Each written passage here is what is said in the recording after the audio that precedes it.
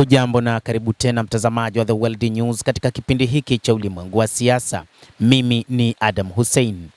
Bunge la Israel litaitangaza nchi nyingine ya Kiislamu ya Qatar kuwa ni adui wao.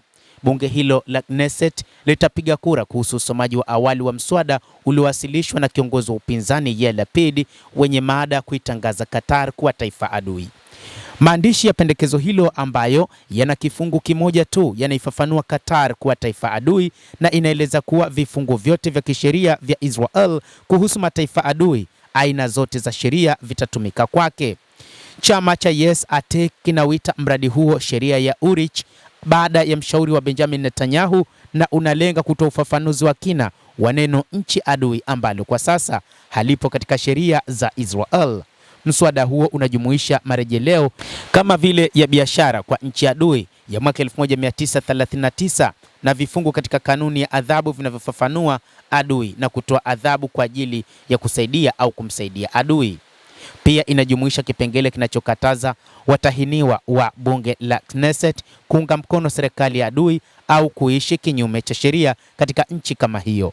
Sababu kuu inayofanya nchi za Ghuba ikiwemo Qatar kukumbwa na mashambulio ya Iran ni kwamba zina kambi za Marekani, jambo ambalo Iran inalipiza kisasi.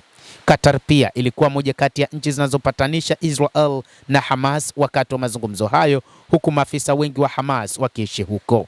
Waziri Mkuu wa Israel Benjamin Netanyahu alionya Qatar mwaka uliopita kwamba ifikapo 2026 lazima iwafukuze maafisa wa Hamas au kuwafikisha mahakamani. Ninaiambia Qatar na nchi zote ambazo zina ugaidi lazima wawafukuze au wawafikishe kwenye vyombo vya sheria au tutafanya vivyo hivyo, Netanyahu alisema katika matangazo ya video katika ofisi yake. Kwa upande wake, waziri wa ulinzi wa Israel Bwana Israel Katz alisema wakati huo sera ya usalama ya Israel iko wazi, mkono mrefu wa Israel utachukua hatua dhidi ya maadui wake kila mahali, hakuna mahala pa kujificha. Aliongeza kuwa iwapo viongozi wa Hamas hawatakubali masharti ya Israel ya kusitisha vita ambavyo ni pamoja na kuachiliwa kwa mateka wote na kuwapokonya silaha wataangamizwa na Gaza itaangamizwa, alisema. Wakati huo huo, Qatar ni miongoni mwa nchi ambazo ni marafiki wa karibu na Marekani, hasa Rais Donald Trump, kwani tayari ameshatembelea huko na Rais Trump pia ni rafiki wa karibu na Israel. Ikiwa bunge la Israel litapiga kura kuhusu suala hili, baadhi wanaamini litakuwa na athari, kwani linakuja wakati mgumu ambapo mgogoro wa Mashariki ya Kati unaonekana kutokuwa na uhakika.